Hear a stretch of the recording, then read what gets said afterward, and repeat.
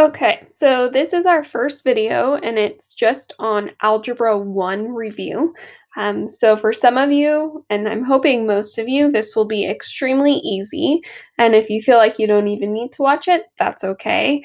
It's more of just to make sure you know how to do these things. So I want to be clear that this is not Algebra 2 at all yet. This is just things that we expect you to know already. So the first thing is lines, which is the very first thing that you do in Algebra 1 or even Math 8. So we are going to write the equation of a line that passes through the points 1 or -1, 7 and 8, -11. So when we do that, the first thing that we want to do is find the slope. So you take your y2 minus y1 over x2 minus x1. So -11 minus 7 is -18, and 8 minus -1 turns to plus, and we get 9, which gives us a slope of -2. So that allows us to write the equation y equals mx plus b, so we can plug in that slope, but we're still not certain on the y-intercept. So that's when you plug in either one of the points to solve. So I'm going to plug in 7 for y and -1 for x. I could have also plugged in 8, -11. And then I get 7 equals 2 plus b, so b equals 5. So the equation of the line is y equals -2x plus 5. And simple. All right, next question. Given the line -1/3 x plus y equals -4, find a line that is perpendicular to it and then that passes through the point 5, -9. Okay, so first thing I want to do is put this in slope-intercept form. So I'm going to add 1/3 x to the other side. And then we have to remember, what does it mean in terms of the equations to be perpendicular? So in order for a line to be perpendicular to another line, the slope has to be the negative reciprocal of it. So because this slope is a positive 1/3 x, then that means the perpendicular line will have a slope of -3. So you take the reciprocal and then you make it negative. So the y-intercept is definitely not the same. I don't know what it is, so I'm just putting plus b. And thankfully they gave us a point, so I'm going to go ahead and plug that in for y and x, and then that will allow us to solve for b. So I get -9 equals -15 plus b. You add the 15 and you get 6 is equal to b. So the line that is perpendicular is -3x plus 6. Easy. All right, so we're going to move to quadratics, which is pretty much what you do the second semester of Algebra 1. This is a very important part of Honors Algebra 2 and Algebra 2 in general. So I'm going to just quickly go through it. You should be able to solve quadratics by these 5 methods. So the first one is graphing. I'm not going to do an example of that just because we're going to use our graphing calculators a lot this year to help us. So graphing would just mean you simply graph the quadratic or the parabola, and you're looking for when the graph crosses the x-axis. Because remember, when you're solving, you're actually solving for the x-intercepts, or sometimes we use words like roots, zeros, solutions. So you're looking for where it crosses the x-axis. Factoring, I'm going to show you. Completing square, I'm also going to show you. Taking the square root, I'll do a quick example. So that could be something like x squared minus 4 equals 1, okay? So in this case, I don't have a b term, so I can simply just solve by isolating the x. And so what you end up doing is you solve by taking the square root. So you end up getting plus or minus √5. Remember, whenever you take the square root, when you're solving, you always have plus or minus. And then lastly is quadratic formula. So first is factoring. So factoring, I realize there's tons of different ways to do it. I'm going to specifically do the way that I taught in Algebra 1. And if you are still confused on factoring, I do have 2 other videos that go over just factoring in general and then factoring completely, looking at more complicated ones and difference of squares and whatnot. I highly recommend you watching that if you are confused, because factoring is not a skill that we teach in Algebra 2. It's expected that you already feel very comfortable with it. So if you don't, just go ahead and watch those videos.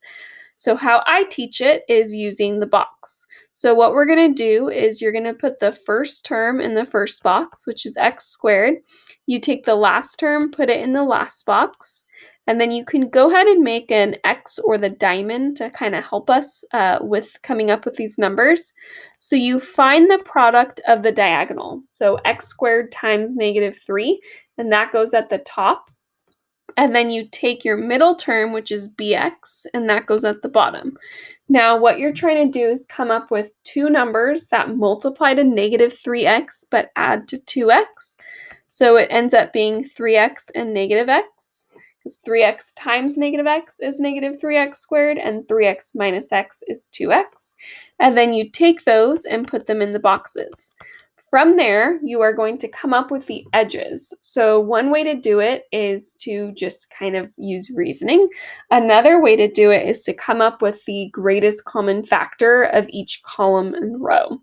I kind of think it's just easy to just kind of come up with. So x times x is x squared. And then x times what will give us 3x? That would be 3. X times what is -x? That would be -1. And then 3 times -1 is -3. So our factors are then x plus 3 times x minus 1. So remember, if it just said to factor, I would be done, but it does say to solve. So it was set equal to 0. And then because of the 0 product property, we're allowed to separate these. So x plus 3 equals 0 and x minus 1 equals 0. You subtract 3, so we get x equals -3, and you add 1, so you get x equals 1. So that means if I were to graph this, the parabola would cross the x-axis at -3 and 1. Completing the square, everyone's favorite. So we have x squared plus 2x plus 3, minus 3. So the first step that you want to do is actually move the c value to the other side. So this would be x squared plus 2x equals 3. Then what we're going to do is come up with a new c value. So for now, I'm just going to put a blank. Because I added something to the left side, I also have to do the same to the right side. Then we are going to complete the square. So there's a couple different ways you can do this. I'm going to go over what I think is the easier way, shortcut method. So you take your b value, you divide by 2, and you square it. So in this case, 2 divided by 2 is 1, and 1 squared is 1. So that will go in both of the blanks. Then you factor that trinomial. So when you do that, it's a perfect square trinomial, so it's going to be something that is squared, so it's pretty easy. And then 3 plus 1 is 4. Now you have to solve it. So in this case, you would want to square root both sides. So you get x plus 1 equals the square root of 4, which is plus or minus 2. Subtract 1. So you have a positive 2 minus 1, which is 1, and a negative 2 minus 1, which is -3. All right, lastly, quadratic formula. So we use the song to kind of remember it in Algebra 1, but x equals -b, which would be -2, plus or minus the square root, b squared, which would be 4, minus 4ac, so that would be -3, all over 2 times a, which is 1. So then we keep going. -2 plus or minus the square root of 4 plus 12 over 2. And I'm writing out all the steps. Normally I would not, but just in case we are a little confused. So this would be 16. And we keep going. We get -2 plus or minus 4, because that's what the square root of 16 is. Then you can separate this. So we have -2 plus 4 over 2. And then you also have -2 minus 4 over 2. So -2 plus 4 is 2 over 2, which would be 1. Negative 2 minus 4 is negative 6 over 2, which would be negative 3. Now, obviously, I would probably not solve this using the quadratic formula. I'm just simply using it as an example. So hopefully you feel comfortable with knowing when to use each method. I tend to always use factoring if you can, and if I can't factor it, then you can kind of go to your other methods, whether it's completing the square or quadratic formula. So again, if you are still confused on factoring, since we use that so much, there's a couple other videos that you can watch.